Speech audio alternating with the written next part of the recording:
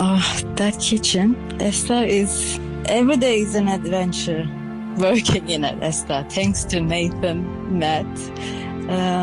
Every day is different. Every day he's trying to put up new recipes, new dishes. That's why I'm loving with that restaurant. And it's always a joy to work in there. This is the Deep in the Weeds podcast. I'm Anthony Huckstep. Australia has become a destination for so many around the world. A nation whose population, apart from our Indigenous community, is built by migration. But what is the attraction? What has led so many to seek a life down under and add colour and culture to our society, especially through food? Ozge Kalvo is a senior chef at Ester in Sydney. Ozge, how are you? Hey, Huck, how are you? Thank you. It's good to have you on the show. You made the decision years ago, you're from Turkey originally, to come to Australia. What made you think that Australia was a good place to set up a new life? It was 6 years ago, I think. So me and my partner know that we want to go somewhere else and live there. And we only know English and I have French. We knew that we didn't want to go to USA or England. And Australia was the third on our mind. And chances and our doors open. And then somehow we came here 6 years ago, yeah. Tell us about how that all unfolded and how you managed to come down under. Okay, so I was working in Istanbul after graduating from gastronomy. And then there was a festival and lots of Australians came down to Istanbul and they were staying up in the hotel where I was working. And they were always coming to the lunch and I was cooking. I think I cooked for Matt Stone and used Becker as well, but I didn't know them back then. And then there was Ross Kloss, so who helped us to come here. And I approached him, asked, are you an Australian? He said, yeah. Okay, then I want to come to Australia with my partner. How can you help me? So he was shocked and also he liked me somehow. And he said, okay, let's meet somewhere and let's talk through. And then he arranged a Anzac dinner for me so I can come down and see if I can live in here or see the job opportunities. And then he arranged that maybe after 3 or 6 months, arranged all my visa and everything. And we did a Anzac lunch in Malmesbury, like 1 hour to Melbourne. And we cooked for 120 guests in a town hall kitchen. Wow. Yeah. It was hectic. What was that experience for you, like that first experience of Australia? Was it quite different to what you were used to?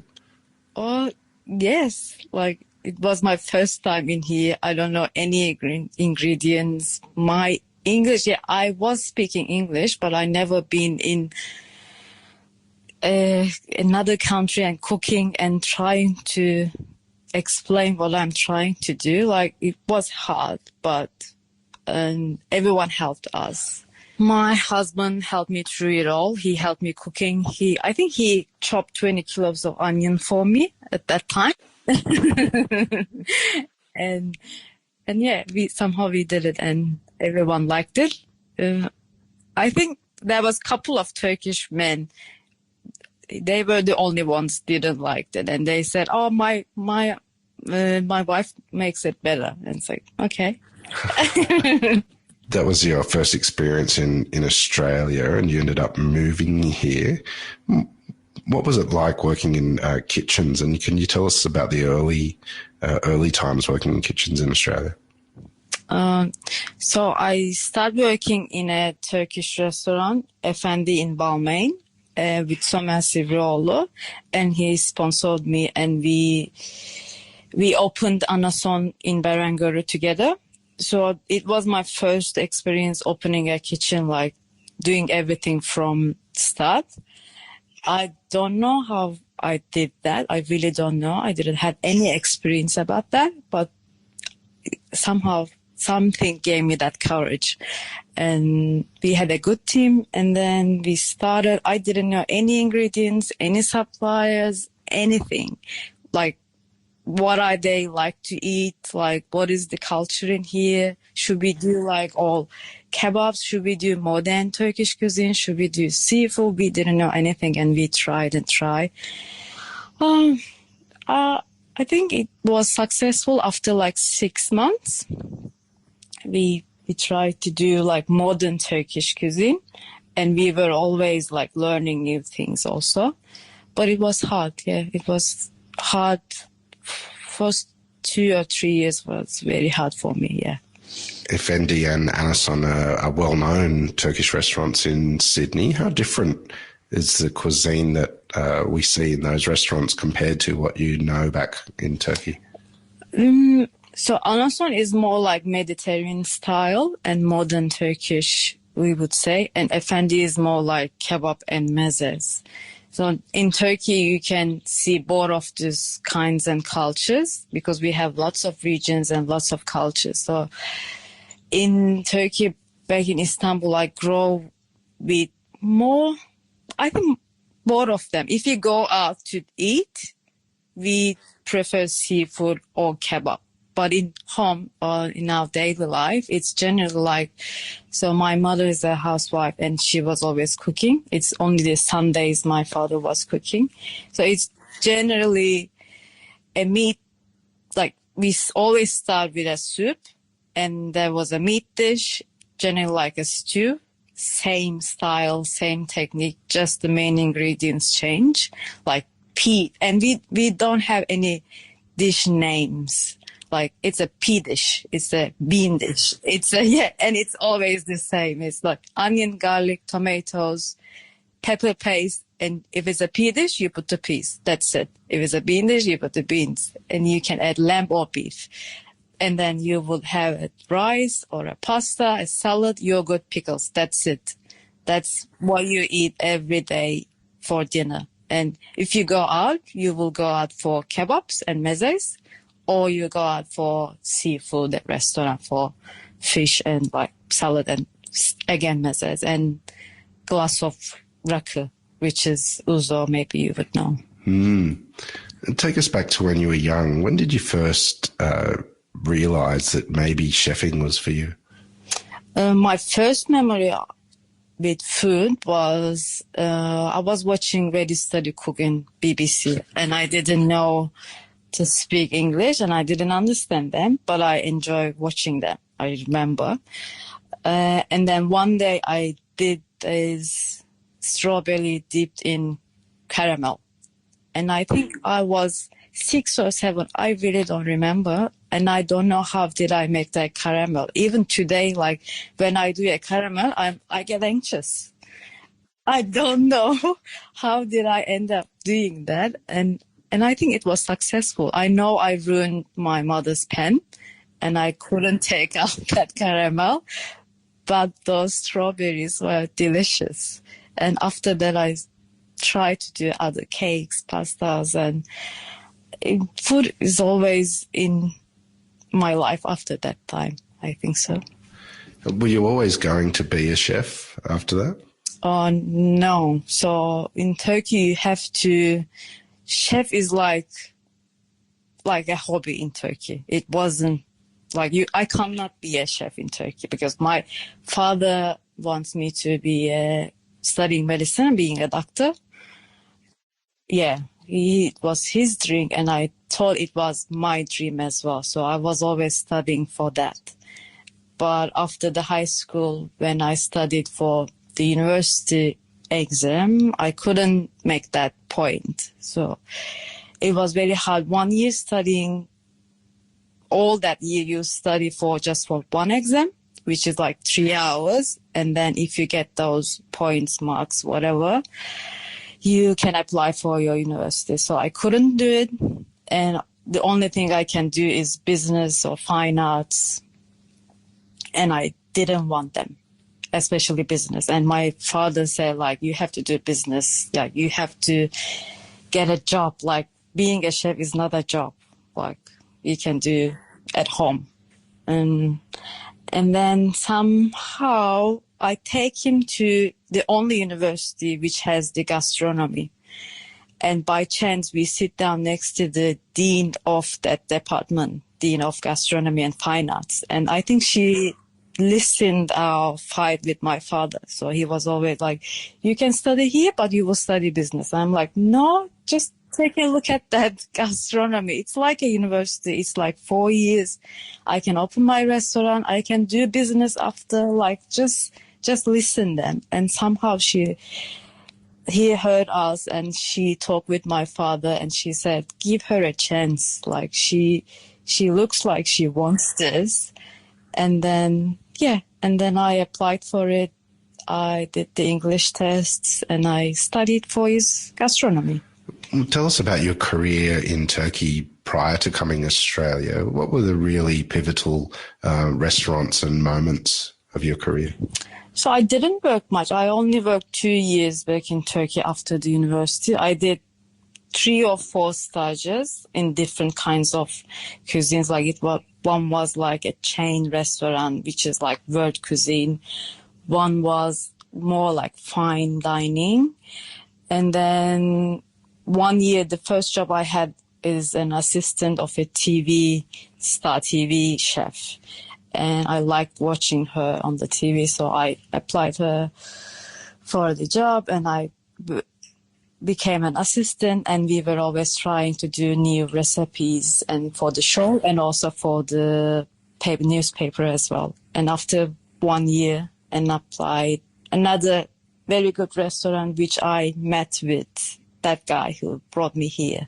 So I don't have much experience in Turkey, but I always try to do different other than Turkish cuisine. I realized I didn't appreciate Turkish cuisine back in Turkey much like as I do in here. So I didn't cook much Turkish while I was living there. I don't know. It's always like French cuisine or Italian or like Spanish. It was more interesting for me. I was trying to do more of those. But when I come here, when we were trying to open Anasomi, I realized that I don't know how to cook these. I eat this every day, but I don't know how to do them. So I watch lots of YouTube channels. And I talk so many times with my grandmothers. I got all the recipes. I still, because there's lots of recipes in Turkish cuisine, like lots and lots of those. Even one dish has different regions and different recipes. So I am trying to do those. So maybe one day if we open our restaurant, I will be ready for my Turkish menu. Well, is there one or two dishes that you can tell us about that you feel like you've sort of mastered it from Turkish cuisine since you've been out here and exploring that? Oh, I cannot say I mastered, but I am doing kebabs, like Adana shish kebabs for Ester chefs. Since like 2 years now, we did a couple of barbecues and I showed them how to do. I make them taste these. It's a traditional kebab that you can find in, for example, Stambuli or Efendi. But so this is also that I didn't do any time before back in Turkey. But now I think I am loving to do this recipe. And everyone loves it. And also çiğ köfte, which is cracked bulgur, cracked wheat dish. And it's similar to kibe in other cultures. You can put raw meat inside and you can wrap in a lettuce, squeeze lemon on top. It's one of my favorites. This episode is proudly supported by Montague, handpicked for you. The things that we're really looking for in plums, first of all, they've got to be sweet. We're really looking for a full flavour explosion in our plums. Red flesh is critically important to us, higher in antioxidants, so all that good stuff. And then we're also looking at a slightly firmer texture. So there's almost a little crunch. You know, that's the real driver for us. For more information, go to montague.com.au. You've been here for around 6 years now. What do you think of the Australian culinary landscape, and what do you love about it? I think I love, like, I can find anything I need to find, or like in here, like every culture. Like one day, do I want to eat Japanese? Yeah, let's go there. Do I want to eat Thai? Yeah, let's do that. Sri Lankan? Let's do that. Like, I can cook whatever. I can go and enjoy in that culture restaurant whenever. And also the seafood, I think. Turkey is an island, like, not an island, but 3 sides of it covers with the sea. So we had lots of seafood, but I think I didn't had much experience with the seafood back in Turkey as much as in here. Yeah. So I love the seafood in here. With the different ingredients and different cuisines that you've been exposed to here, has that changed the way that you cook? Definitely. Whenever I try to cook at home, I try to put a different ingredient, even if I'm cooking Turkish. Like the other day, I got some cinnamon myrtle and I'm trying to put on my rice pudding recipe. Or like the other day, what was the ingredient? Yeah, Thai basil. I was trying to put on that cracked wheat recipe. Like, these ingredients we don't have in Turkey, or like we don't know about them. But yeah, I'm trying to incorporate and like, you can't call it fusion, but trying to mix in my way. You've been at Ester a couple of years now. It's one of Australia's best restaurants and received many accolades. It's a tiny little, amazing sort of modern Australian restaurant. What's it like working in that kitchen? Oh, that kitchen, Ester, every day is an adventure, like working in it, Ester. Thanks to Nathan, Matt. Every day is different. Every day struggle sometimes, yes. But every day he's trying to put up new recipes, new dishes. That's why I'm loving with that restaurant. And it's always a joy to work in there. And it was my dream as well to work in there, so I love it. Tell us a bit about some of the dishes that you've cooked at Ester and how different it is for you and sort of being part of that new wave of Australian dining. The first couple of months, it was very hard for me because, like I told you, I didn't know much ingredients and I didn't know how to cook them. But as soon as I learned them, I try to show Turkish cuisine with my staff meal to them as well. And Nathan always likes to do new stuff with new ingredients and new techniques. For example, like the soup I did in the show of the Cook Up with Adam Leo, the yogurt soup. Once I did it for the staff meal and he loved it. And he made a fish recipe, bonito recipe with that soup, trying to do that as sauce. And then put a caviar on top. And that was a fancy fish plate in front of me, which is a very humble yogurt soup that I was drinking every day back in Turkey. It was very good. I was very honored to see that. And he used that recipe for Ester. Matt Lindsay is an amazing chef, but he's a bit of an enigma and a very quiet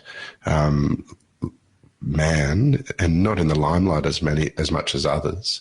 What's he like to work with, and what have you got from him from a culinary perspective? He is very quiet. He's always coming to kitchen and he asks everyone if everyone is okay. Sometimes he tries new dishes with Nathan. I didn't have much chance with cooking with him because he's always running around the Polly, Ester, Shawarma, now the new bakery.